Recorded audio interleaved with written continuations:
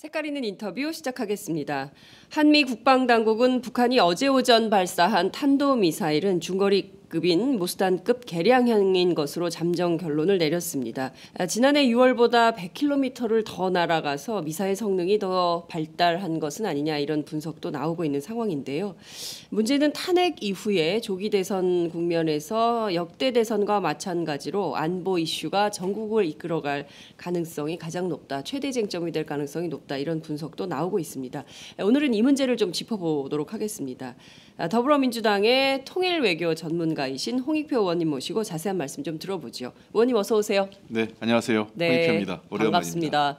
저희가 작년 그 탄핵 국회 때 저희가 국회에서 인터뷰를 하고 그다음에 저희가 지금 2달 만에 모셨네요. 잘 지내셨죠? 예, 잘 지냈습니다. 오래간만에 나왔습니다. 그러게요. 스튜디오는 되게 오랜만에 나오신 것 같습니다. 여러분 홍익표 의원님 오랜만에 나오셨는데요. 응원 메시지 팍팍 쏴 주시기 바랍니다. 지금 제 우측 상단에 오마이TV 335로 카카오톡 메시지 받고 있으니까요. 여러분 많은 응원 말씀 보내주시고요. 페이스북 그리고 유튜브로도 참여 가능합니다. 여러분들 많은 댓글 참여 응원 부탁드리겠습니다. 좋아요, 구독하기 그리고 또 뭐 있습니까? 공유하기로 요새 공유가 대세잖아요. 공유하기로 저희들의 방송을 수많은 시민들과 함께 공유해 주시기 바랍니다. 북한이 어제 탄도미사일을 쐈어요. 500km 정도를 날아갔다고 합니다. 작년보다는 100km 더 날아갔기 때문에 이게 기술이 더 좋아졌다. 이런 분석이 나오고 있습니다. 의원님 어떻게 보세요? 북한의 미사일 관련 기술은 계속 진보합니다. 계속. 예, 그렇습니다. 뭐 시험 발사를 왜 하겠습니까? 결국은 자기들이 뭔가 새롭게 기술 개발을 했거나 또는 그 사거리, 정확도 뭐 이런 여러 가지 것들을 개발할 때마다 기술 실험을 하는 거거든요. 그래서 탄도미사일은 쏠 때마다 기술 진보가 이루어진다 이렇게 생각하시면 될 것 같습니다. 실제로 오늘 그 북한 노동신문이 어제 이제 그 발사를 성공했다고 하면서 북극성 2호 시험 발사가 성공했다 하면서 이거는 그 지난번에 했던 SLBM 있지 않습니까? 잠수함 탄도미사일을 그건 이제 잠수함에서 쏜 거고 이건 육지에서 쏘는 것으로 개량했다 이런 얘기를 했거든요. 그래서 굉장히 북한의 그 미사일 또는 뭐 핵 관련 기술은 계속 그 진보하고 있고 발전하고 있다 이렇게 생각합니다. 네, 그렇군요. ICBM 대륙간 탄도미사일 ICBM의 연계 가능성이 있다 이런 분석이 어제까지 나왔는데요. 그럼 오늘 북한의 노동신문 주장에 따르면 그렇게 해석을 해도 무방하거나 이렇게 봐야 됩니까?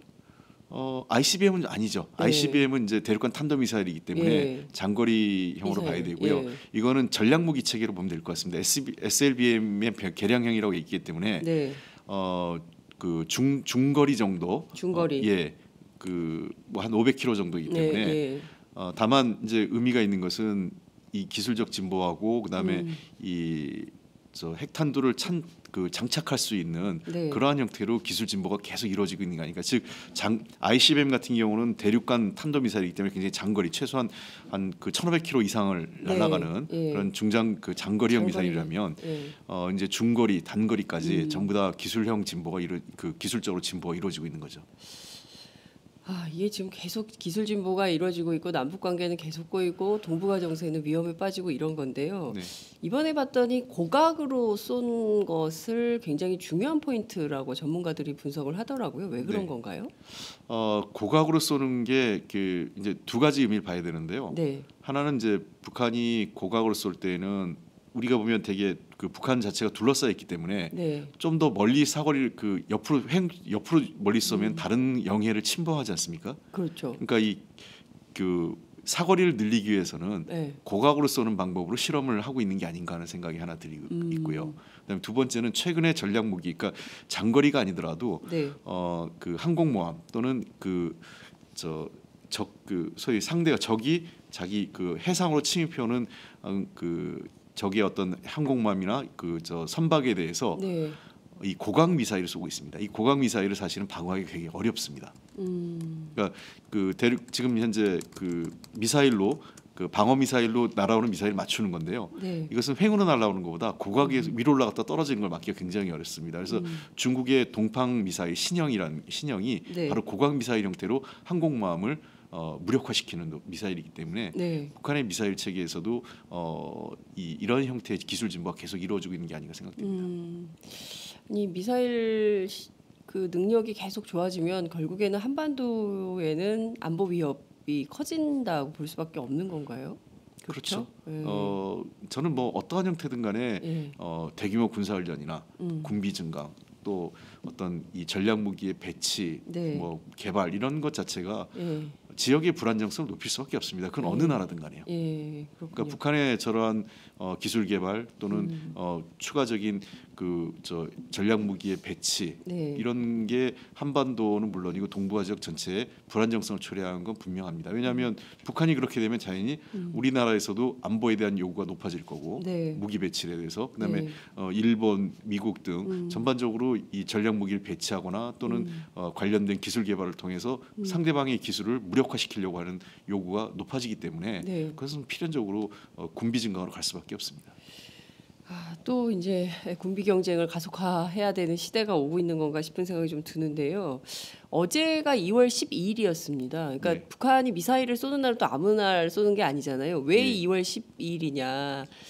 이게 아마 이 3차 핵실험 성공했던 그게 북한의 3차 핵실험 예, 성공. 2013년 2월 12일이기 때문에 네. 그것을 상징하는 숫자가 아닌가 생각됩니다.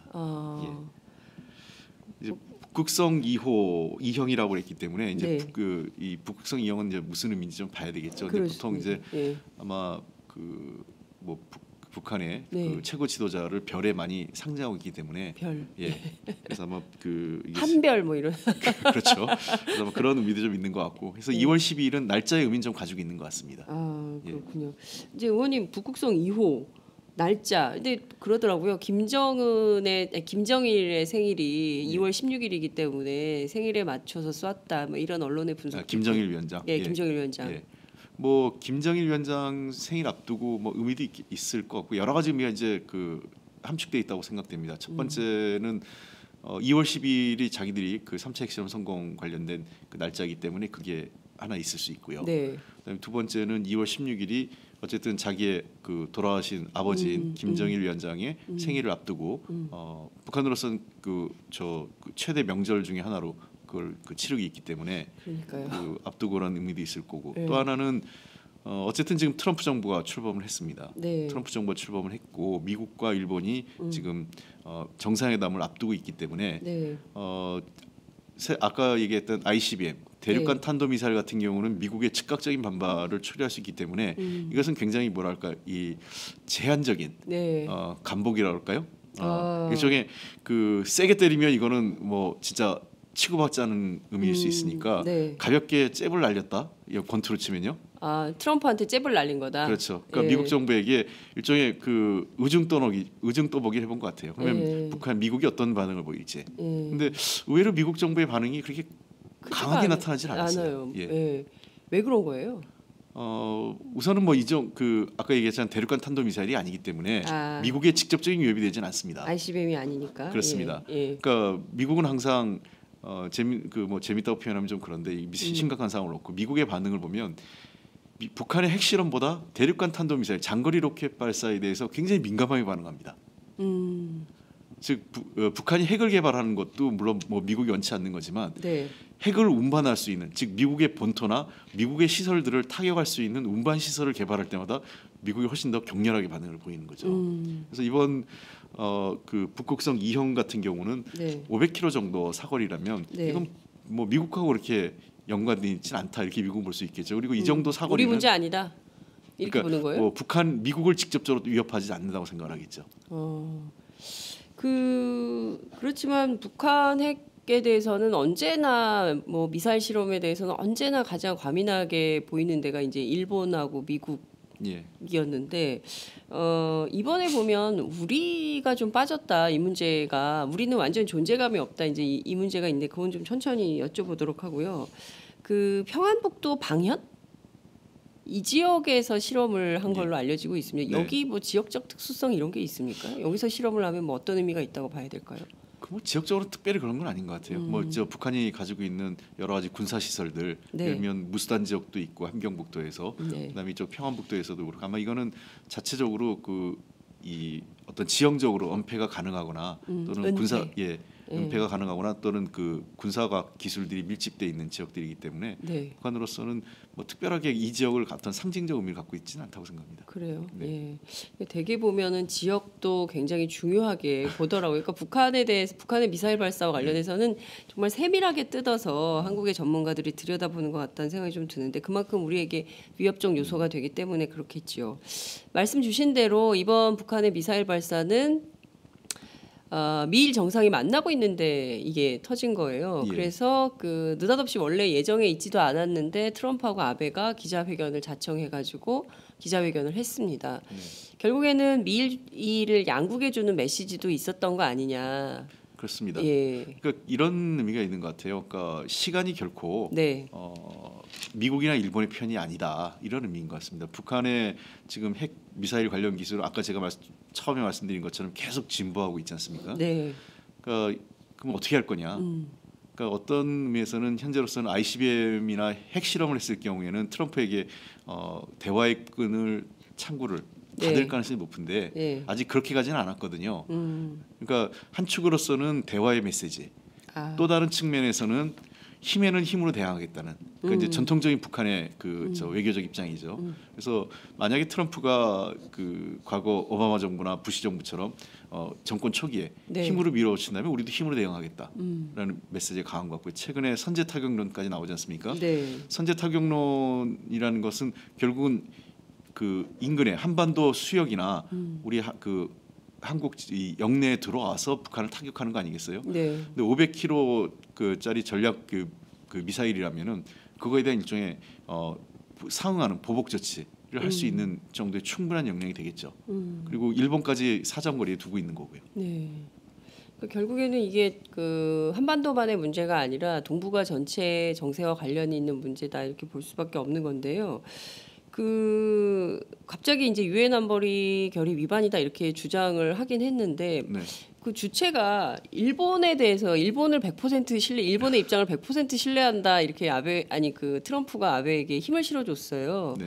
그러니까 거기에 한반도 관련된 건데 우리 정부는 완전히 빠져버렸거든요. 그렇죠. 좀 아주 이상하게 된 아주 거죠. 이상. 그러니까 예. 왜 일본 예. 그 북한의 핵실험에 대해서 한국 정부와 뭐 아무런 그런 무슨 뭐 긴급한 현안론이라든가 뭐 이런 게 하나도 없이 그냥 아베하고 모든 걸 다 처리하려는 듯한 인상? 그러니까 지금 한국의 굉장한 위기 상황은 분명합니다.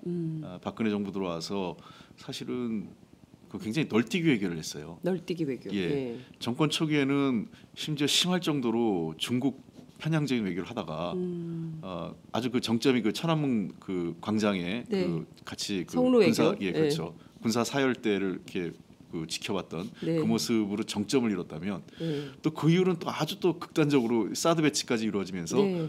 뭐 이거는 뭐 우리는 뭐 한미 동맹 외에는 없다 이런 식으로 아주 극단적인 널뛰기 외교를 하면서 어떤 면에서는 이런 것 같아요. 그게 한국에게 안정감이 없어진 거죠. 그러니까 그 중국에게도 신뢰를 못 주고 또 미국에게도 그다지 신뢰할 수 있는 파트너가 아닌 거죠. 그러니까 그런 여러 가지 위기 의식이 지금 이 박근혜 정부 때 만들어졌고, 네. 그다음에 또 하나는 우리가 좀 면밀히 봐야 되는 거는 미국의 2000년대 들어와서 즉 부시 정부 때부터 더 거슬러면 클린턴 때부터 사실 있었어요. 네. 그러니까 미국이 그 방위비 분담에 대한 문제, 그러니까 네. 재정 위기나 그 경제 위기를 통해서 군사비 부담에 대한 이 과도한 재정적 부담을 덜기 위해서는 아시아에서의 신뢰할 수 있는 군사적 파트너가 필요한데 그것을 일본으로 택한 거죠. 그래서 미일 안보동 가이드라인, 안보 네. 가이드 동맹의 가이드라인도 바꿔가면서 계속적으로 사실은 미국이 일본의 어떤 군사력 증강을 권유해왔고 일본은 거기에 호응해 온 거죠. 서로가 그러니까 네. 궁합이 맞은 거였죠. 근데 이게 이제 오바마에 한정된 게 아니라고 봅니다. 이게 이미 클린턴 때부터 시작된 거죠. 그렇군요. 거슬러 올라가면요. 예. 그리고 그 부시 정부 때도 이루어졌고 계속 그 미일 안보 동맹이 여러 가지로 바뀌어 왔습니다. 네, 변경되고 예, 그 예. 역할은 뭐냐면 핵심적인 것은 일본의 역할이 훨씬 더 강화되는 거였어요. 그래서 지금도 보면은 미일 동맹, 그러니까 결국은 이 동아시아 지역, 더 넓게 얘기하면 아태 지역에 네. 미국이 그 중심적 파트너 역할을 일본에게, 그러니까 일본의 군사력 증강이 미국의 국익에도 부합한다. 이게 미국의 시각인 것 같습니다. 그러니까 그런 측면에서 아베를 전적으로 신뢰한다 얘기는 이쪽에서 아베 또 일본의 이 힘을 그 외교적 그다음에 그 안보적 힘을 미국이 실어주고 있는 거죠. 그러니까 이 과정에서 과거 같은 경우는 최소한 레토릭이라도 미국 정부가 네. 한국 정부의 대북 정책을 지지한다 이런 얘기가 나왔는데 네. 그런 얘기가 빠졌어요. 그러니까 이건 이제 트럼프의 한 단면이죠. 트럼프 과거 아마 오바마 대통령이나 예. 뭐 부시 대통령은 그래도 외교적 그 언술은 썼죠. 외교적 언술. 예, 뭐 그마저도 없는 거죠. 예, 사실은 아니더라도 그래 한국의 입장을 존중해 배려하고 있어 이런 형태의 것들에서 다독였다면 트럼프는 굉장히 직설적인 겁니다. 완전한 무시예요. 현재로서 그리고 딱히 그 트럼프 대통령 입장에서는 파트너도 없는 거죠. 누구하고 대화해야 할. 그렇긴 하죠. 예, 그러니까 이런 상황이 네. 굉장히 지금 외교적으로 우리가 불안정한 상황인데. 그래서 다시 한번 얘기하면 빨리 헌재가 네. 빨리 그 결정을 내리고 새로운 정권을 출범시키는 게 네. 현재로서 맞습니다. 이게 뭐 국내 문제뿐만 아니라 외교적으로도 이것은 대통령제하에서 대통령의 이 권한이 정지되어 있는 것은 굉장한 국가적으로 위기 상황은 분명합니다. 그러니까요. 아마 이번에 그 미일 정상회담 이렇게 보시면서 이제 오늘 정도 있을 텐데요. 굉장히 그 대한민국의 존재감이 없어졌구나. 진짜 너무 심하다. 북한의 미사일 발사와 관련해서도 우리 정부에 대해서는 아무런 얘기조차 없고 이거를 어떻게 받아들여야 되냐 많은 국민들이 좀 답답해하실 것 같은데요. 그 지금 외교적 언술조차도 안 나오는 트럼프 행정부와 예. 앞으로 우리 정부가 북한 문제 포함해가지고 한반도 정세 외교 이렇게 풀어가야 될 텐데요. 지금 이 국면에서 제일 중요하게 좀 봐야 되는 것은 뭐라고 보십니까? 지금 국면에서 우리가 지금 제일 문제는요. 네, 이게 북한 문제에 대해서 너무 과도하게 집착합니다. 북한 문제에 대해서. 그러니까 그 우리의 외교의 우선순위가 사실은 북한 물론 우리의 굉장히 북한 문제가 중요하지만, 네, 그러니까 북한 문제를 중시해 놓고 생각하면 다른 문제가 다 비정상적으로 풀립니다. 그러니까 거꾸로 우리가 그 외교라고 할 때에는 여러 가지 외교가 있지 않습니까? 네. 안보도 있고 통상도 있고 또 여러 가지 그 인적 교류나 이런 게 다 포함된다면 역시 우리 외교의 우선순위에 제일 중요한 거는 미국과의 관계, 그다음에 중국과의 관계죠. 그러니까 결국은 한미 관계를 네. 어떻게 놓고 풀 건가라는 게 굉장히 중심축에 놔야 되는 거죠. 그런 속에서 북한 문제가 변수가 되는 겁니다. 그러니까 사실은 박근혜 정부, 이명박 정부 들어와서 한미 관계가 미묘하게 빠진 거는 북한 문제가 나빠져서 시작된 거거든요. 네, 그러니까 북한에 대한 그 제재 방법, 그러니까 북한을 어떻게 다룰 건가에 대해서 미국과 중국이 전략적으로 충돌하는 겁니다. 근데 우리가 그 속에서 중국의 손을 들어줄 수도 없고 미국의 손을 들어줄 수도 없고 애매한 입장을 취하다가 박근혜 정부가 마지막에 가서 사드라는 거를 그 도입하면서 그냥 미국의 편에 서버린 거거든요. 네, 그리고 이 언어가 바뀌었죠. 처음에 사드는 미국이 자국의 필요성에서 한다고 했다가 이제는 우리 안보 때문에 한다 이렇게 얘기를 바뀌었어요. 그렇죠. 예. 그러니까 결국은 이 얘기는 우리가 그 한중 관계에 대해서 그 한중 관계보다 우리 무조건 한미 동맹 중심으로 간다. 이걸 과거 이명박 정부 초기하고 똑같은 구조로 가버린 거예요. 그러니까 그런 속에서 한반도 문제가 급격하게 불확실성이 높아진 거고 우리의 외교적 공간이 없어진 겁니다. 우리가 외교적 공간이 넓어질 때는 남북 관계가 개선되고 그 남북 관계를 중심으로 한중과 한미를 어떤 선순환 구조를 만들 때 굉장히 우리가 외교적 공간이 넓어지죠. 아마 자세히 보면 김대중 노무현 정부 시절을 보시면은 그때는 그 도리어 주한 미국 대사관 쪽에서 우리 쪽하고 계속 뭔가 접촉하려고 네. 그러고 정보를 받으려고 했었어요. 그러니까 지금 상황에서 우리가 중심에 놔야 될 것은 북한 문제를 우선을 놓고 보는 게 아니라 중국과 미국 관계를 어떻게 그 동북아 지역에서 이 동북아 지역의 평화와 안정을 위해서 우리가 어떤 그 스탠스를 취하는 게 어떤 입장을 갖고 있는 게 중요한가를 하고 그 속에서 북한 문제를 같이 풀어가는 형태가 돼야 되는데 늘 북핵 문제 네, 그리고 북한은 어떻게 응징할 건가 이걸 갖고만 생각하니까 한중 한미 외교가 이상하게 꼬이는 거예요. 그 말씀 주신 대로 그러니까 그 중요한 포인트인데요. 그러니까 우리 정부가 우리가 중심을 세우고 어찌됐든 한반도 운명을 좀 주도적으로 풀어가야겠다는 생각을 하면서 이른바 미국과 중국이라는 양 강대국 사이에서 어떤 지혜와 전술로 돌파할 거냐 이런 고민을 해야 되는데 좀 이 나라 입맛에 맞췄다, 저 나라 입맛에 맞췄다, 이쪽이 하자는 대로 끌려갔다, 저쪽이 하자는 대로 끌려갔다, 뭐 이러다가 결국에는 자기중심성도 다 없어져 버린 이명박 박근혜 9년이 아니냐 이런 평가가 가능할 것 같은데요. 지금 그 고각 발사와 관련해서 사드 배치 얘기가 또 나오는 것 같습니다. 이러니까 빨리 사드를 들여와야 된다라는 이 이른바 새누리당을 중심으로 한 그 보수 정치인들의 주장이 강화되고 있는 건데요. 고각 발사도 사실은 따져보니까 성주의 거리에 딱 맞췄더라라는 그 종편의 보도도 나오고 있습니다. 이게 어떻게 보세요, 이거는? 아까 제가 말씀드렸잖아요. 네. 사드 배치 좋습니다. 할 수도 있어요. 근데 이 전략 무기를 배치하고 자꾸 무기 군비 증강을 하게 되면 서로 그거를 촉발하게 됩니다. 많은 분들이 그 사드 배치는 우리 방어용이지 공격용이 아니라고 얘기를 합니다. 네. 근데 최근에 무기 체계는요 방어와 공격이라는 게 구분이 무의미합니다. 아 그래요? 그렇습니다. 왜냐하면 완벽한 방어야말로 완벽한 공격용입니다. 그러니까 북한도 자기의 핵 개발과 미사일 개발할 때 뭐라고 얘기합니까? 방어용이라고 합니다. 체제 수호용이라고 그러지 절대로 상대를 공격한다고 얘기하지 않습니다. 근데 왜 우리가 북한의 핵 개발 또는 미사일 개발, 장거리 탄도 개발에 우리가 불안해합니까? 네. 그것은 북한이 핵을 가지고 있으면 아무리 방어용이라 하더라도 그것이 어느 순간 전략적 불균형이 깨졌다고 보는 거거든요. 우리가 사드 배치를 얘기할 때도 마찬가지입니다. 우리는 방어용이라고 얘기하고 설득을 하겠지만 네. 한쪽에서는 그것을 자신의 안보를 중대하게 침해한다고 볼 수 있습니다. 특히 중국 같은 경우 그렇죠.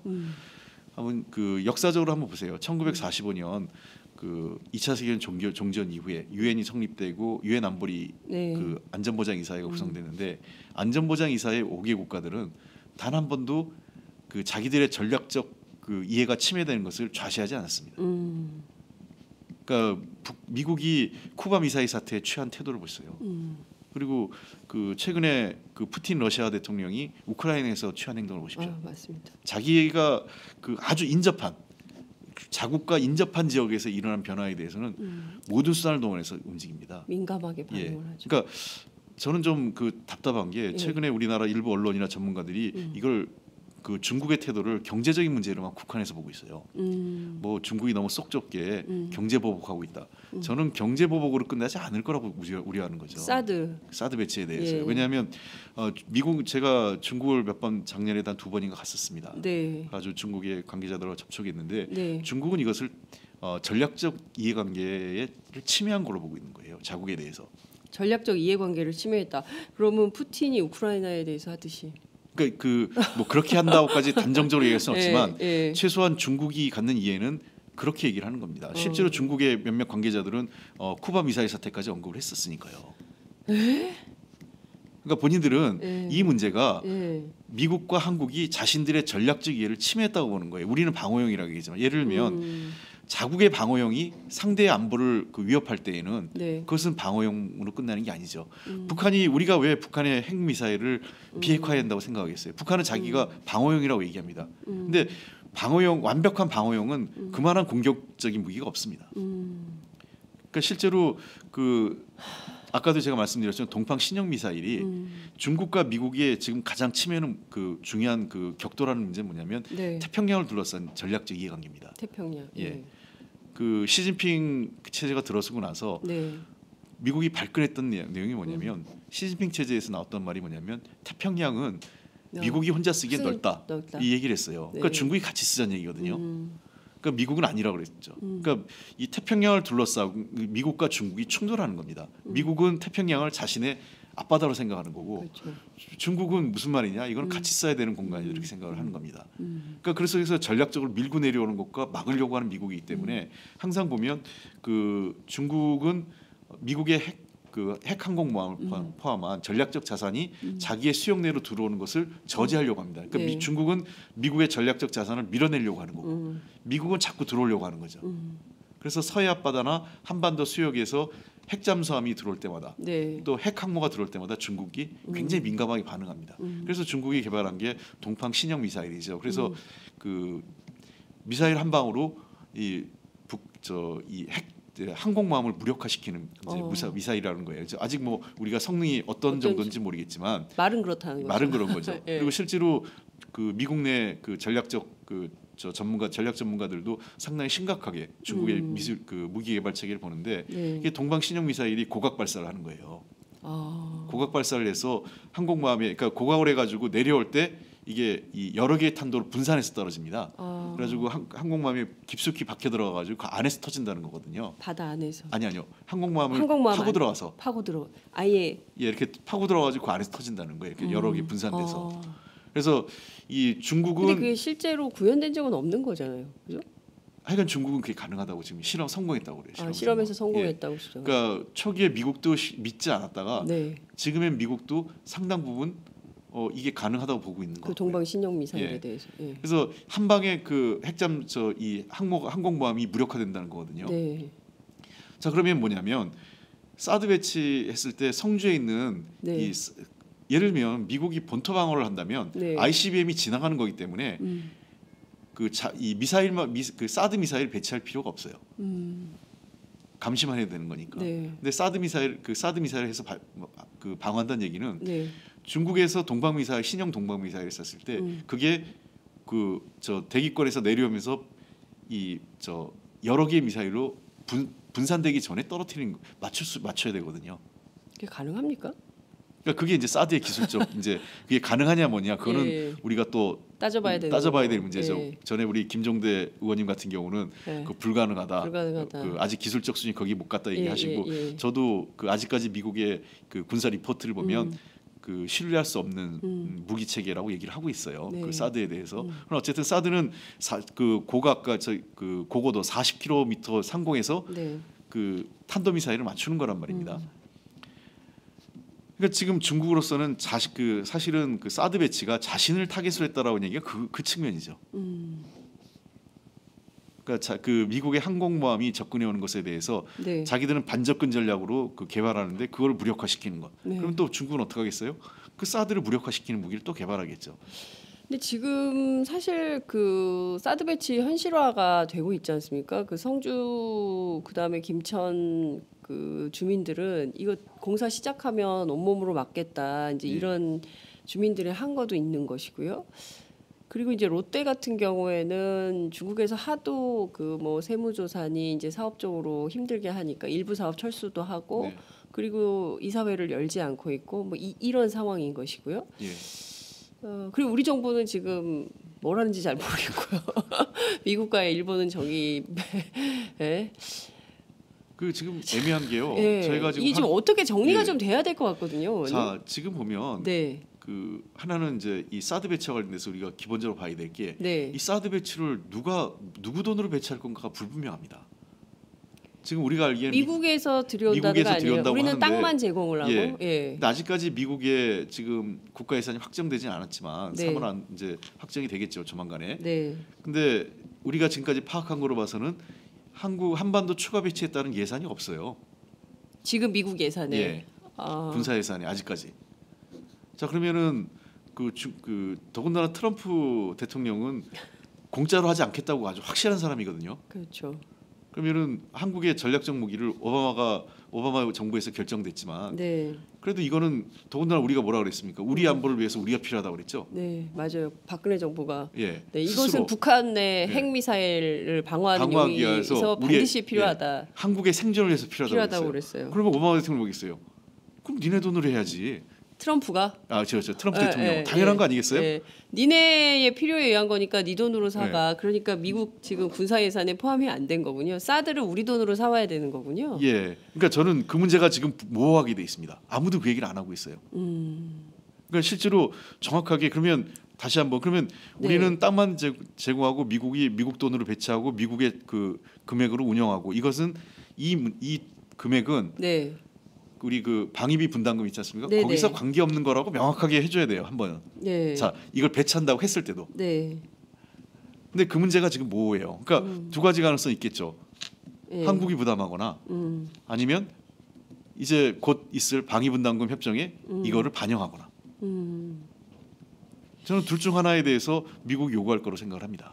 아니 근데 왠지 그 불길한 예감은 꼭 맞아 떨어지잖아요. 네. 우리한테 요구할 것 같은데요. 방위비 분담액에 예. 이거 니네가 북한 핵미사일 때문에 니네가 필요하다고 했으니까 니네 돈으로 사가 그렇죠. 라고 할 가능성이 높을 것 같은데요. 그렇습니다. 제가 보기에도 그럴 가능성이 높고 그다음에 더군다나 우리가 몇 번 그랬지 않습니까? 예. 우리 정부도 그렇고 나중에 국민들한테 뭐라 그러겠어요. 우리 생존을 위해서 매우 필요한 거라고 북한이 지금, 저렇게 미사일 예, 개발하고 정부하고 저렇게 계속 진보하는데 우리는 뭘로 할 거냐 사드라도 갖다 놔야 되는 거 아니냐 예. 이런 식의 논리를 펴왔죠. 예. 펴왔기 때문에 그럼 돈이 억만금이 들더라도 생존을 위해서 배치해야 되는 거 아니야라는 논리가 바로 성립되는 거 아니겠습니까? 그렇죠. 그러니까 미국이 우리 돈이 없어. 지금 오바마 정부 때는 그냥 해주려고 그랬는데 트럼프 대통령이 되고 나니까 딱히 돈이 없어서 예. 그 당신들 돈으로 해야 되겠어. 그럼 어떡하겠어요? 돈이 없어서 안 하겠다? 이런 말 못 할 거 아니에요. 그게 말도 안 되는 얘기긴 하죠. 근데 의원님 잘 따져보면요. 이게 그 사드가 고고도 미사일 네. 방어 시스템이라는 거 아니에요. 근데 그렇습니다. 우리는 사실은 한반도 다 합쳐봐야 그렇게 넓은 땅덩어리가 아니기 때문에 북한을 대상으로 하는 게 아니다라는 거는 전 국민들이 다 아는 그렇습니다. 예, 이런 상황이에요. 근데 그 사드 갖다 놓는데 우리 돈으로 갖다 놔라. 이 말도 안 되는 얘기를 국민들은 다 이해를 하지만 결국에는 그 강대국 정치에 따라서 우리나라에 우리 돈으로 배치를 할 수밖에 없는 이런 상황이 되는 건가요? 그런 거죠. 그러니까 지금 제가 그러니까 우리가 의문점입니다. 이건 아직 네. 정확하게 아무도 얘기 안 해서 네. 자 그러면 이 사드를 누가 배치할 거냐? 누구 근데 돈으로? 이 미국의 군사 예산이 편성되는 지금이에요. 지금 이게 편성이 돼야 되는 지금까지 거죠. 저희가 확인한 바는 없습니다. 없다는 추가 거죠. 예산이. 예. 매년 그냥 운영되는 예산 있지 않습니까? 네, 네. 그 예산 그대로 반영돼 있어요. 더 들어온 예산 사드 관련돼서 사드 관련해서 포함된 예산이 없다. 추가로 증액된 예산이 없습니다. 미국. 이게 언제 결정이 되는 겁니까? 2월 말로 결정되죠. 2월 말로요. 예. 이제 보름 남은 건데 그 안 하고 넘어가면 그 지켜봐야 되겠네요. 보름 그렇습니다. 사이에 어떤 예. 결정이 미국 군사 근데 예산이 현재까지 어떤 우리가 결정이 있는지. 파악한 바로는 네 없다. 없는 겁니다. 아. 그러니까 매년 하는 예산만큼만 돼 있어요. 예. 그러면 결국 이게 방위비 분담과 관련된 파트로 넘어가서 결국 우리 돈으로 해야 되는 상황이 온다면 자 이거는 그 국회에서 따져봐야 되는 거 아니에요? 당연합니다. 그러니까 네. 이 문제가 그래서 지금 제가 보기에는 네. 그 미국도 좀 딜레마에 빠져 있을 거예요. 미국도 왜냐하면 딜레마다. 그 만약에 우리 정부가 돈을 대야 되는 상황이라면 네. 이거는 지금 정부가 결정 못 하거든요. 박근혜 정부가. 예. 그러니까 그거는 더군다나 대선이 늦어도 우리는 뭐 한 4월 말쯤 생각하는데 늦어도 5월 안으로는 있을 가능성이 높은데 네. 그렇게 되면 차기 정부에서 이 문제에 대해서 동의해주지 않으면 또는 차기 그 후보자들이 네. 동의해주지 않으면 어려운 문제인 거죠. 음. 그래서 그 최근에 미국 정부의 태도나 우리 그 후보자들한테 요구하는 건 한미 간의 기합의된 사항을 뒤집으면 안 된다는 얘기를 자꾸 해요. 맞아요.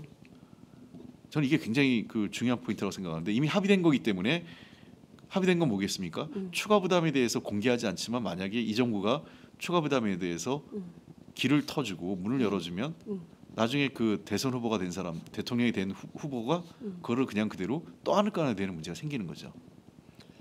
이제 그게 이제 우리가 좀 분명치 않은 부분이고 이 정부가 그거에 대해서 정확히 얘기 안 해요. 미국도 얘기를 하지 않습니다. 지금도 미국이 우리 돈으로 할 게라는 얘기를 잘 안 해요. 이게 돈 문제를 얘기를 안 하고 있다는 거죠. 예, 아무도 얘기 안 합니다. 그다음에 그 두 번째, 자 그러면 자 좋습니다. 근데 미국은 안 한다 치더라도 우리는 얘기를 해야 되는 거 아니에요? 우리 국민 세금이 들어가는 건데. 근데 우리 지금 정부가 분명한 태도를 취해야 되는 거 아니에요? 작년까지만 해도 예. 그렇게 설명했죠. 이건 우리가 배치하는 게 아니라 미국이 예. 배치하는 거다라고 그래요. 얘기를 했어요. 한민구 근데, 장관이 국회 예. 와서도 그 얘기했습니다. 근데 올해 와서 그런 얘기가 잘 없어졌어요. 우리가 필요한 거라고 얘기를 자꾸 합니다. 아 이게 왠지 불안한 예. 느낌이 그러니까 드는데요. 자, 우리가 필요한 거기 때문에 네. 뭐 예를 들면 뭐 우리 이명박 때 많이 얘기했던 반띵이라도 해야 되는 문제가 생기는 거죠. 반띵. 예. 예. 우리 이명박 정부 때 많이 들었던 예. 표현 중인데 예. 그래도 사실은 미국으로서는 불리하지 않은 게요. 예. 미국은 저게 지금 원래 텍사스 쪽에 배치됐던 사드 포대를 이걸 하나 보내는 거예요. 네. 그러니까 재고 처리하는 거죠. 그리고 지금 사드 재고 처리. 아, 그러니까 기존에 텍사스에 배치됐던 거를 뜯어가지고 예, 그냥 중고가 오는 거예요? 그렇죠. 온다 하더라도 예, 예. 새로 만드는 게 아니라 세게 오는 게 아니라. 예. 그래서 아니 새로 만들어서 보내야죠. 예? 있는 거 보내준다는 거예요. 있는 거요. 예. 텍사스에 있는 거. 예. 그러니까 그거를 옮기는 비용, 그다음에 그걸 운영하는 비용이 금년 예산에 반영돼야 되거든요. 근데 없어요 지금요. 그러니까 그거에 대한 그 예를 들면 추가로 구입하고 설치하는 비용이 한 1조 5천억에서 우리 돈으로 2조 원 정도 든다고 하는데 네. 그 비용은 아니더라도 운영과 관련된 비용이 한 5천억에서 이상은 반영이 돼야 되거든요. 네. 근데 반영이 안 돼 있는 겁니다. 예산에. 미국 정부 예산에 미국 정부 반영이 하나도 안 돼 있는 네, 거다. 네. 그러면 사드 포대가 들어오려면 2조 원의 예산 편성이 필요한 건가요? 우리가 사오려면? 그 정도는 아니더라도 네. 뭐 최소한 반띵이면은 1조? 1조 이상은 필요하지 않을까요? 1조 원의 돈이 들어가는데 이거를 국회 비준을 안 한다? 이게 있을 수 있는 일입니까? 국회 비준을 해야 되겠죠. 그 상황이 네. 되면. 근데 이제 그거는 이 뭐라 할까? 이제 이미 다 결정해 놓고 네. 어떡하냐 한미 관계에서. 그러니까 지금 이게요. 위안부 합의도 마찬가지예요. 예. 기합의를 뒤집으면 안 된다는 얘기. 외교에서는 기존에 했던 합의를 뒤집을 수 없다라고 계속. 그리고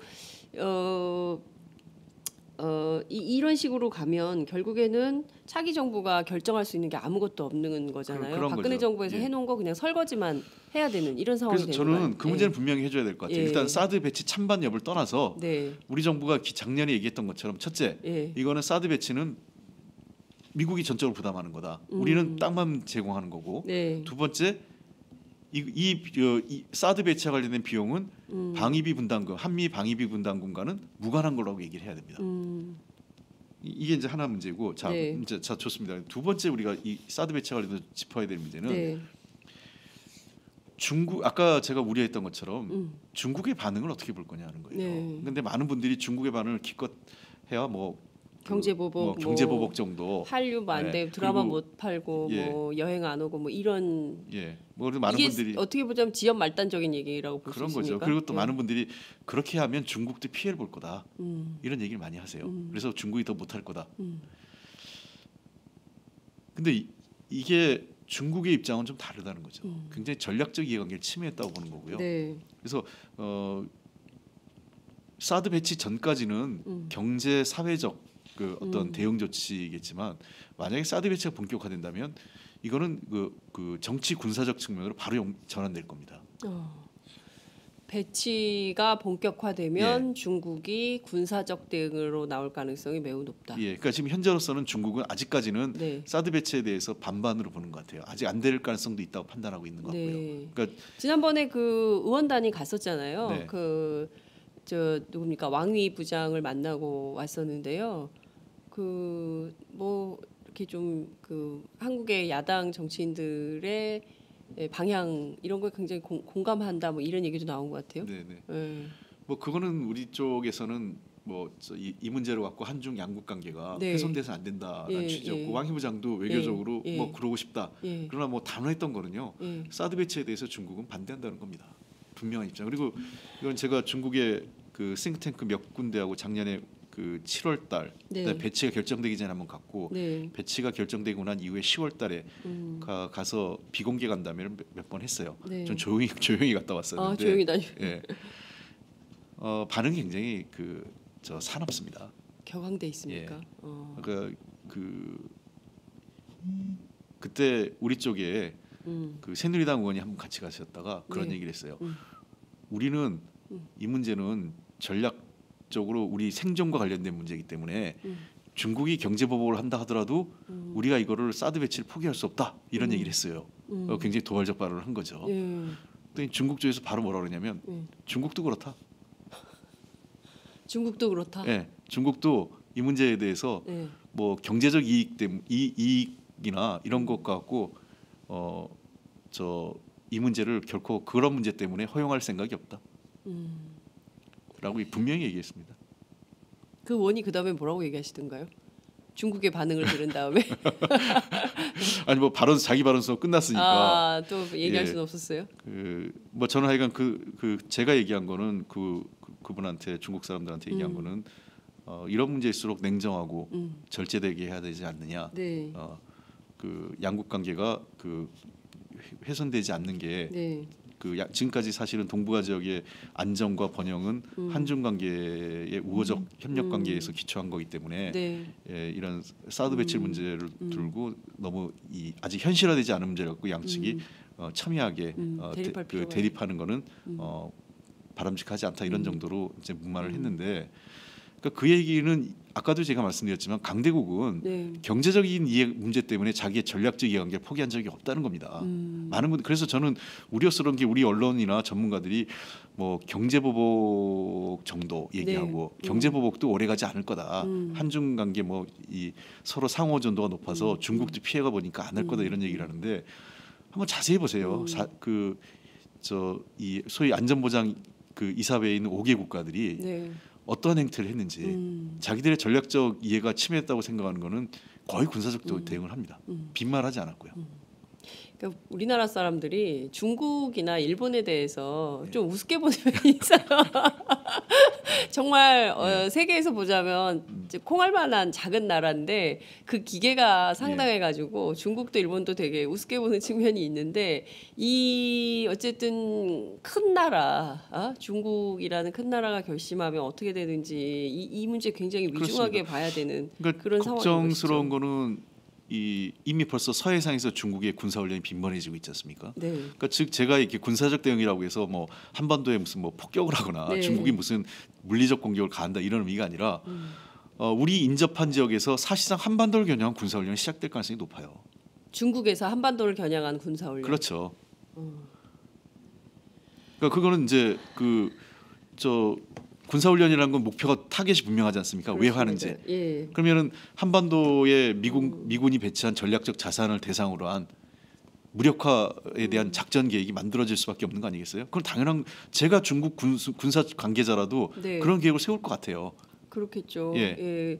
사드가 들어오는데 예. 우리도 그 북한 중국도 그렇게 얘기할 거 아니겠어요? 방어권 차원에서 그렇죠. 우리도 군사훈련 안 할 수가 없다. 예. 그러니까 중국은 사드를 자기의 공격용으로 간주하고 있단 말이에요. 네. 중국을 겨냥한 거로. 그러면 어떻게 하겠어요? 중국을 겨냥한 사드를 무력화시키고 네. 초기에 무력화시키고 그거에 대응한 중국의 군사 전략 전술을 훈련할 수밖에 없죠. 계획을 수립하고. 네. 그러면 당연히 이 서해상, 그러니까 사실상 한반도와 그 우리 한국을 겨냥한 군사 작전 계획이 만들어지고 그 훈련을 할 수밖에 없는 거죠. 네. 그러니까 긴장이 높아지는 거예요. 그러니까 지금 다시 한번 다 되짚어서 좀 돌아오면요, 의원님, 이게 결과적으로는 그 김대중 노무현 정부 때 이른바 그 대북 정책을 햇볕 정책을 쓰면서 북한과 대화, 협력, 경제 교류, 문화 사회 교류 하면서 관계가 좋을 때는 사실 북한이 핵실험 막 이렇게 세게 진도를 나가지는 않았지 않습니까? 예. 사실 이명박 박근혜 9년간 굉장히 미사일 실력도 좋아지고 핵실험도 더 많이 하게 되고 뭐 이런 상황인 건데요. 결국에는 우리가 대북 정책을 제대로 잘 못하면서 오히려 한반도의 불안만 결국에 사드까지 배치를 하니마니까지 불러온 상황은 아니냐는 것입니다. 그렇습니다. 그러니까 예. 저는 기본적으로 군비 증강은 네. 안보의 그 불안을 일시적으로 해소할 수 있지만 근본적인 해소는 안 된다고 보는 거죠. 그러니까 이렇게 보시면 될 것 같습니다. 대증력 보면 됩니다. 순간적으로. 네. 자, 사드 배치를 하면 네. 없는 것보다 좋겠죠. 저도 그거 동의합니다. 예. 100번 양보해서 우리 새누리당이나 네. 이 보수 쪽에서 얘기하는 것처럼 네. 야, 없는 무기라도 갖다 놓으면 좋은 거 아니야? 그렇죠. 그러나 늘 그렇게 되면 어떻게 하겠습니까? 한쪽은 그거를 무력화시키려는 시도를 계속 하게 되는 거고 근본적인 해소는 안 된다는 거죠. 역시 근본적인 것은 상호 간의 신뢰관계하고 서로 간의 그 안전에 대한 이 대화를 할 수밖에 없는 거거든요. 네. 근데 지금 한반도 상황의 문제는 그런 대화가 실종돼 있다는 거예요. 남북 관계에 대한 대화가 실종돼 있고 네. 실제로 저는 남북 대화, 북미 대화가 그 병행될 때 이 네. 문제가 풀릴 가능성이 있는데 네. 대화는 실종돼 있고 군비 증강만 하는 거죠. 네. 그리고 이 사드가 근본적으로 전에도 우리가 한번 네. 김정대 의원하고 나왔을 때 네. 사드 배치가 전혀 우리 현실적으로도 방어할 수 없다고 얘기했지 않습니까? 네, 맞습니다. 한민구 장관이 뭐라고 얘기했냐면 그 전에 우리가 그 사드 배치 반대했을 때 네. 처음에 반대했을 때 뭐라 그러냐면 북한이 이렇게 고각으로 쏜다는 거예요. 네. 서울을 겨냥해서. 서울을 겨냥해서 왜 고각으로 쏘냐? 그랬더니 직선으로 쏴야 되는 예, 거예요? 쏴도 되는데 그랬더니 예. 뭐 안보에는 만에 하나라도 그런 걸 배치해야 된다 얘기를 했어요. 그러니까 만에 하나. 만에 하나라도 그럴 확률이 있었다면 예. 그 배치해서 위험을 예. 제거해야 된다 이런 얘기를 했지 않습니까? 예, 예. 근데 사드 배치가 결정된 곳이 성주인데 아시다시피 성주에 배치하는 순간 대전 이북은 방어가 안 되잖아요. 그러니까요. 그러니까 뭐라 그러냐면 우리가 봐라 말이야 서울 방어 안 되는 거 아니냐? 네. 당신들 원리대로 하니까 네. 아 서울은 원래 그렇게 고각으로 발사할 이유가 없다고 또 얘기해요. 말을 바꾼 거죠. 예. 그러니까 서울은 이미 네. 그 단거리 미사일이나 장사정포에서 사거리 있기 그렇죠. 때문에 예. 사드 배치로 해서 담보할 수 없다. 그냥 그래서 팩3로 하겠다 얘기하는데 팩3 패트리어트 미사일이요. 네, 패트리어트 패트리어트 3, 팩3라고 그냥 보통 약어로 하는데 팩3는 많은 분들이 오해하는 게 진짜 군사 전문가들이요. 팩3가 수도권을 방어한다 이렇게 얘기하면 거짓말입니다. 팩3는 그 이 면방어나 선방어가 아니라 점방어입니다. 점. 예, 점. 네. 예를 들면 팩3 갖고 수도권을 지킨다 이렇게 얘기하면 거짓말이고요. 청와대를 지킨다면 맞아요. 국회를 지킨다 이러면 맞아요. 그러니까 어떤 이 보호하려는 지점이 명확해야 되는 겁니다. 네. 만약에 서울 전체를 전방위적으로 지키려면 거의 동사무소마다 하나 배치해야 될 거예요. 패트리어트를요? 예. 동사무소마다 하나씩이요? 예, 예. 뭐 그쯤 되면 네. 수도권 전체를 지킨다 이런 말을 할 수 있겠죠. 그러니까 예를 들면 팩3는 네. 그 중요 시설, 핵심 거점 지역을 지키는 무기입니다. 그러니까 그 마치 그 국방장관이 나와서 네. 팩3 갖고 수도권 서울 시민의 안전을 지킨다 이렇게 얘기하면 안 되죠. 네. 그거는 주요 거점 시설을 지킨다고 해야 되는 거죠. 그렇군요. 지금 그 결국 저희들이 이렇게 지금 쭉 얘기를 하고 있는 것은 돌고 돌아서 결국에는 또 다시 원점으로 돌아올 수밖에 없는 것 같다는 생각이 좀 드는데요. 북한이 미사일 기능이 점점 발달을 하고 또 핵실험도 또 할 거 아니겠어요? 그 네. 4월에 그 김정은 생일에 김일성 생일인가요? 맞춰가지고 또 태양절이죠. 예. 태양절에 맞춰가지고 또 핵실험을 할 거다 이런 얘기가 나오고 있고 결국에는 대화가 없으면 그 강대강 무력 충돌 가능성만 키우는 이런 상황이 되는 건데요. 이 혼란을 빨리 끝내야 우리 국민들이 좀 일상으로 돌아가고 이 북한의 위협에서 좀 평화 국면으로 맞을 수 있도록 좀 해야 될 텐데 그 대선 과정에서 결국에는 새누리당을 비롯한 보수 정치인들은 이 안보 문제, 안보 불안 그리고 특히 사드 문제를 계속 강조할 가능성이 있고 지난 토요일 날 있었던 촛불 집회에 대한 대응격으로 하는 탄핵 기각 예. 집회에서도 김문수 지사 같은 사람들이 나와가지고 그런 얘기를 계속 하고 있거든요. 그 계속 그분들 이제 안보 불안 얘기만 하는데 네.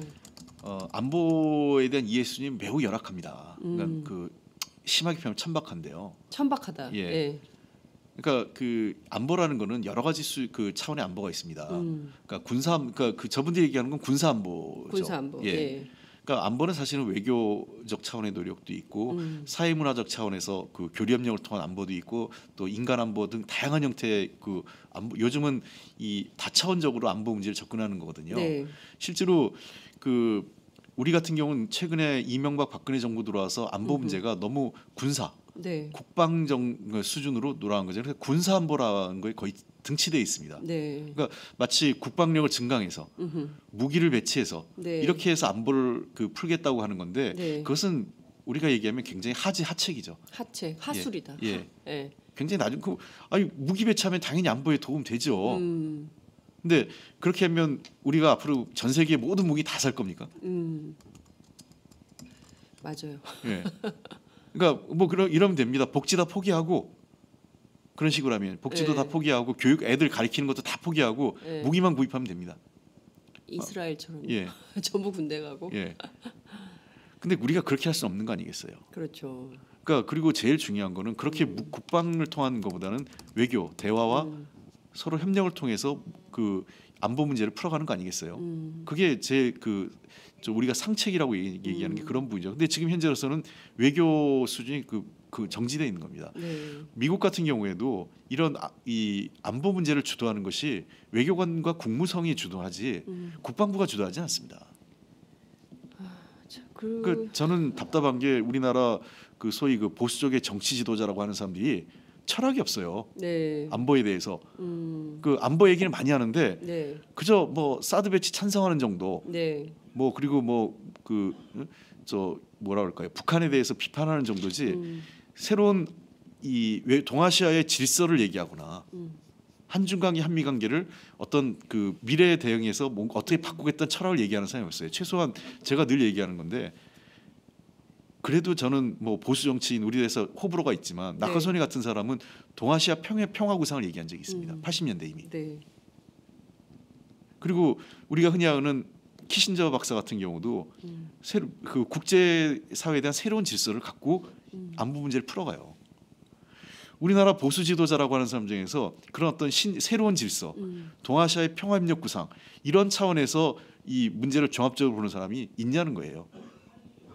늘 무기 구입하는 것 같고 이거 구입하면 안보 세력, 이거 구입하지 않으면 안보 불안 세력. 네. 무슨 무기 저 미국 저 뭐 로키드 마틴 로비스트도 아니고. 그러니까요. 예. 아, 참 이게 답답한 상황인 것 같습니다. 말씀 주신 대로 그 동아시아 평화 전략에 대한 기본 이해 없이 늘 북한만 얘기를 하고 그 북한을 이제 암적 존재로 생각을 하고 북한을 고립선멸해야 한반도 평화가 보장되는 것처럼 말씀하시는 그 보수 정치인들 이번 대선에서도 엄청나게 그 얘기를 많이 할 거 아니겠어요? 근데 그렇습니다. 그러면 그런 그 안보 불안을 조성하면서 계속 이야기를 할 텐데 그럼 야권에서도 그에 맞서는 대응 논리 같은 게 좀 필요할 텐데 피한다고 되는 것은 아니지 않겠어요? 저는 정말 위험합니다. 그분들이. 그러니까 우리 국민들이요. 네. 이게 지금 트럼프 대통령 불확실성이 높아졌기 때문에 미국으로부터 정말 이번에 지도자를 잘 뽑아야 돼요. 그러니까 한반도가 정말 화약고가 될 가능성이 있습니다. 정말 한반도가 저는 진짜 그 전쟁이냐 평화냐 이 구호가 이번만큼 맞는 구도가 없다고 생각해요. 그러니까 자칫 잘못하면 네. 섣부르게 그 북한을 그 국내 정치에 이용하려고 하는 사람이 또 집권하게 되면요, 네. 정말 한반도가 어느 순간 화약고가 될 가능성도 배제할 수 없습니다. 그러니까 굉장히 위험한 상황이죠. 그러니까 그 너무 쉽게 생각해서 지금 저는 지금 국제 정세 질서가 어떻게 변하고 있고 미국의 정책이 선제 타격론을 미국이 만지작거리는 게 왜 그러겠어요? 저게 과거 클린턴 때도 만지작거렸다가 포기했던 내용인데. 그렇습니다. 근데 우리나라 도리어 보수 지도자들은 그걸 반기고 있어요. 예. 자, 그 사람들의 핵심이 뭐냐? 선제 타격론이 현실 안 될 거로 실제로 그 사람들은 보고 있습니다. 그 아이러니하게 돼요. 진짜 선제 타격론이 현실화되면 그 사람들이 제일 반대할 먼저 거예요. 도망갈 거 아니에요? 그렇죠. 자기 자식들 다 미국에 있는 사람들 많은데. 예, 제일 먼저 도망가겠죠. 예. 그러니까 선제 타격론이 그 사람들 얘기하는 거에 제약의 그 머릿속에 있는 그 뇌구조를 보면 네. 선제 타격이 불가할 거라는 생각을 갖고 있어요. 거꾸로. 그리고 두 번째, 선제 타격론을 해도 네. 북한이 거기에 상응하는 반격을 못할 거라고 생각을 하는 것 같아요. 굉장히 자기중심적 사고죠. 아니 근데 그 근거가 있어요? 그렇게 판단하는 그분들이? 지금까지 이제 우리 과거의 경험들을 보면 네. 선제 타격론이 만지작거렸지만 현실 안 됐잖아요. 그러니까 선제 타격론은 현실적으로 어렵다는 거 알죠. 그러니까 유엔 안보리 체제도 있고 네. 저 그 유엔의 저 현장에 따르면 네, 네. 선제 공격이 상당히 까다롭습니다. 네. 그리고 중국이라는 존재도 있고 네. 그래서 사실 선제 타격론은 미국도 그 한국의 동의 없이 하기 어려울 거다 이런 네, 생각이 있어서 네. 선제 타격론 막 질러도 결국은 잘 안 될 거다 이런 생각을 네. 가지고 있는 것 같아요. 그 논만 가지고 국내 그렇죠. 정치에 이용하면 된다. 예, 이런 생각이 그런 있는 거예요? 생각이죠. 네. 그래서 선제 타격론을 해서라도 네. 북한 핵 문제를 무력화해야 된다 이 얘기를 하는 거죠. 선제 타격론이 갖고 있는 그 위험성에 대해서는 얘기하지 않는 거죠. 그리고 두 번째, 대단히 무책임한 거 아닙니까? 그럼요. 지금 네? 아니 그 보세요. 이명박 박근혜 정부 들어와서 보수 세력이 안보에 대해서 책임진 게 뭐가 있습니까? 그냥 안보는 선거 때만 이용하는 사람들이에요. 안보를 선거 때만 이용하는 사람들이 또 안보 불안을 야기하고 있습니다. 광화문 촛불을 폭도라고 비유를 했어요. 폭도. 아니 그 김문수 지사는요. 과거에 그 학생운동하고 노동운동하고 이랬던 분 아닙니까? 그 과거의 삶을 갖고 현재의 삶을 재단할 수 재단할 없으니까. 수 없어요. 예. 예. 오늘도 제가 아까 여기 오면서 예. 김현정 뉴스쇼에 나오셔서 네. 인터뷰하는 거 듣고 도대체 무슨 얘기를 하는지 모르겠더라고요. 김문수 지사가 나왔어요. 예, 예. 예. 뭘 얘기를 하던가요? 모르겠어요. 하도 폭도래요? 아니 뭐 그 얘기뿐만 아니라 뭐 네. 전 저도 뭐 하나도 이해를 못 하겠더라고요. 네. 근데 그런 어떻게 말씀을. 폭도라는 말을 합니까? 폭도라는 말을 그죠? 그러니까 광주 항쟁 때 나왔던 말 아니에요? 80년? 그렇습니다. 예? 그리고 아시다시피 지금 외신에서 평가도 저렇게 많은 100만에 가까운 시민이 모여서 폭력 시위 한 번 없이 평화적으로 끝내는 집회는 사실은 세계적으로도 거의 없어요. 세계 유례가 없습니다. 예. 100일이 넘도록 1000만이 넘는 시민들이 광장에 나와서 요새도요. 제가 지난 촛불 집회 때 너무 좀 야 저렇게까지 해야 되냐라는 생각을 했던 게 뭐냐면 이제 헌법재판소 앞에서 이제 마무리 집회를 하고 흩어지는데 집회가 끝나니까 많은 사람들이 막 담배를 피웠어요. 담배를 피우고 거기 그렇게 하면 안 되죠 그분들도. 그리고 이제 담배꽁초를 버리고 간 거예요. 예. 그리고 갔는데 어떤 한 분이 요만한 봉투를 가지고 오시더니 그 담배꽁초를 다 주워서 담더라고요. 그렇습니다. 그러니까 어떤 사람은 피우고 그냥 가고 또 어떤 사람은 남아서 그 담배꽁초를 줍고 있었어요. 예. 이런 시민들이 어디 있습니까? 그러니까 네? 이런 나라인데. 그렇습니다. 그 초기에 촛불 시위 예. 11월달 이때 막 그 초기 단계 가 보면 경찰하고 그때 좀 물리적 충돌 좀 있었지 않습니까? 초반에 초기에는요. 예. 그때도 보면 일부분이 그러면 뒤에서 하지마 네, 그랬습니다. 맞습니다. 그랬습니다. 예, 예. 그러니까 그만큼 우리 국민들이 성숙했다는 것도 하나 의미가 네. 있고 두 번째는 뭐 조금만 해도 하도 일부 종편이나 보수 언론이 또 그걸 왜곡해가지고 예. 한 명의 행동을 마치 전체로 얘기하는 것처럼 뭐 예를 들면 지금 툭하면 얘기하시는 게 뭐 이석기 뭐 석방 네, 네, 뭐 네. 그다음에 뭐 무슨 뭐 박근혜 대통령의 모욕 이렇게 음. 얘기를 하는데 아니 집회에서 그런 게 있을 수 있죠. 근데 그게 집회를 대표하지 않지 않습니까? 그렇습니다. 그래서 예. 일부 뭐 자기들 나와서 주장하죠. 그것만 주장하는 게 아니고요. 예. 온갖 주장 개성공단 그렇습니다. 관계자들은 예. 나와서 물품 팔고 청소년들은 18세 선거 연령 인하 주장하고 각자 주장하는 게 다 다르. 그게 뭐 민주주의 다원성 아니겠어요? 그렇습니다. 예. 그리고 그건 어쨌든 그 주최 측이 있고요. 지금 퇴진 행동이 있고 네. 퇴진 행동과 그 현장의 중심을 놓고 거기를 갖고 평가를 해야지. 그렇습니다. 이 주변에서 일하는 아주 이 작은 걸 갖고 마치 전체를 대표해서 그렇게 하는 게 그게 바로 이제 왜곡이나 호도죠. 그렇습니다. 그걸 뭐 워낙 많이 하고 해왔기고 네. 익숙하니까 계속 그 얘기를 하는데 네. 저는 그래서 뭐 김문수 씨를 비롯해서 네. 정치 지도자들이 그렇게 그런 식으로 접근하는 거는 애초부터 그 지도자감이 아닌 거죠. 그게 선동 아닙니까? 그렇죠. 네. 왜곡이고 선동이고 예. 그리고 저는 기본적으로 그 탄핵- 자질과 소양이 부족하신 분들이에요. 예, 그러니까 저희는 정말 근데 이렇게까지 정치인들이 국민을 갈라치기를 해서 얻으려고 하는 것이 무엇이냐? 결국에는 앞서 말씀 주신 대로 자신들의 정치 기득권을 놓고 싶지 않아서 친일부터 독재까지 이어진 이 유구한 역사를 가진 자신들의 정치 기득권을 놓지 않기 위해서 국민이야 죽든 말든 안보 불안이 생겨서 정말 말씀 주신 대로 한반도가 화약고가 될 가능성이 높아지고 있고 긴장이 높아지고 있고 경제적 보복이 실제 현실화되고 있음에도 불구하고 국내 정치로 그렇습니다. 활용하려고 한다. 예. 북한 문제를. 굉장히 좀 위험한 상황이에요. 지금 한반도를 둘러싸고 그 과거에 비해서 전례 없이 지금 트럼프 정부가 선제 타격론을 지금 진짜 만지작거리고 있거든요. 네. 이 문제에 대해서 우리가 단호하게 그 남북 문제는 평화적으로 외교적으로 해야 된다는 걸 좀 명확히 해야 되는 게 있고요. 그래서 저는 야당의 대선 후보나 지도자라고 하는 분들이 좀 용기 있게 얘기해야 될 때가 된 것 같아요. 알겠습니다. 자, 지금 저희가 그 홍익표 의원님 모시고 북한 미사일 발사 그리고 미일 정상회담 관련된 말씀 좀 쭉 들어봤는데요. 굉장히 많은 분들께서 응원 메시지 주시고 계십니다. 카카오톡 잠깐 보고 넘어갈게요. 스윗하니님께서 이곳 도쿄에서도 아침 방송에서 북한의 미사일 발사에 대해서 이런저런 분석을 내놓고 있다. 이런 말씀 좀 주셨습니다. 정용준님께서 좋은 아침입니다. 보수가 정권을 잡았을 때 우리나라 안보가 좋았나요? 서희 장군처럼 싸우지 않고 강동 육주로 회복할 수 있는 분이 대한민국에는 없는 겁니까? 이런 비판 말씀 주셨습니다. 윤님께서는 80 넘은 할머니께서 이번 대통령 선거 어디 뽑을 거냐? 또 1번 찍을 거냐 따져 여쭈었더니 투표 안 하시대요. 근데 이번에는 예. 확실하게 이번은 1번 찍으셔야 될 필요도 있습니다. 우리 당 후보가 1번이 될 수도 있습니다. 그래요? 이번에 1번 찍으셔야 된대요. 더불어민주당이 1번 될 가능성이 높다고 합니다. 그리고 다른 데 보겠습니다. 유튜브 댓글로 주신 의견드립니다. 27번째 필리버스터 주자 홍익표 의원님 인상 깊었습니다. 필리버스터 전국에서 가장 인상 깊게 봤다고 말씀을 좀 주셨습니다. 독고님께서는 좋은 아침인지는 모르겠습니다만 반갑습니다. 커피 한잔 하면서 조용히 듣고 있는 중입니다. 이런 말씀 주셨습니다. 여러분들께서 많은 메시지 주셨는데요. 저희가 다 말씀을 일일이 드리지 못해서 죄송합니다. 의원님 오늘 말씀 잘 들었고요. 그나저나 걱정이네요.